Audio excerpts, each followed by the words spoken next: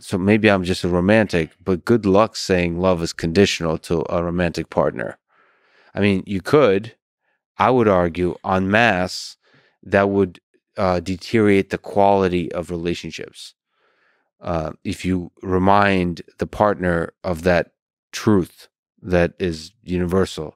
Like you have to I mean, okay, maybe it's just me. I'll just speak to myself. It's like there is a certain romantic notion of unconditional love. It's part of why you have so many destructive marriages. It's part of why So you would say that's a problem. Yes, it's a real problem because yes, there is Yoram talked about honoring your spouse, and there's a real truth there, and I respect that. Yes, you have to do certain things. Love is not, you marry somebody, and there's a real attitude out there in the culture. You marry somebody, and okay, now we're just gonna cruise. It's just right, Hollywood. That's the Hollywood marriage. You know, marriage is work. It like all values, it's work. It's something you have to reignite every day. You have to the challenges, the real disagreements, the things you fight about, you disagree about.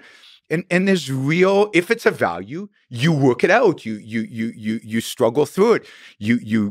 And sometimes you struggle through it and you come to a conclusion, nah, this is not going to work.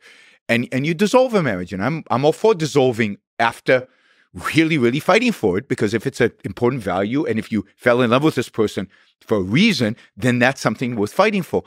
I have a feeling that Hollywood goes the other way, but it's not this cruising along and everything's easy. No human relationship is like that. Not friendship, not love, not raising children, not being a child. Right. They require work and they require thinking and they require creating the conditions to thrive. And that's the sense in which it's conditional. You have to work at it. And it's very easy not to do the work. And it's very easy to drift away. And I think most people don't do the work. Most people take it. And generally in life, the only place people seem to work is at work. And then they take the rest of their life as I'm going to cruise.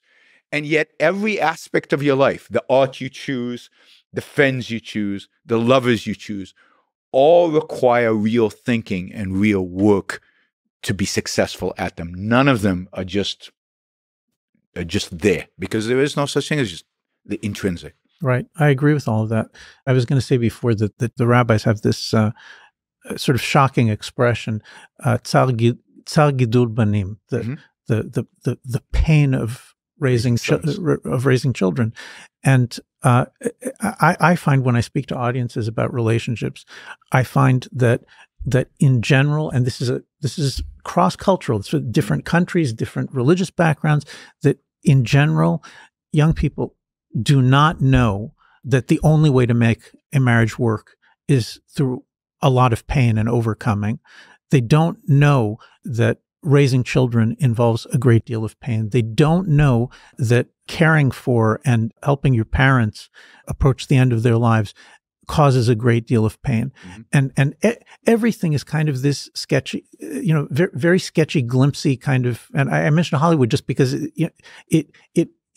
everything is made to look easy, except, there's kind of a funny breakdown of something, but then there's a divorce. They shoot one another. So then they should get divorced. But the reality of how hard it is to do, and how heroic it is to do it and then overcome, and then actually in the end achieve something, create something that was really, it's almost not discussed.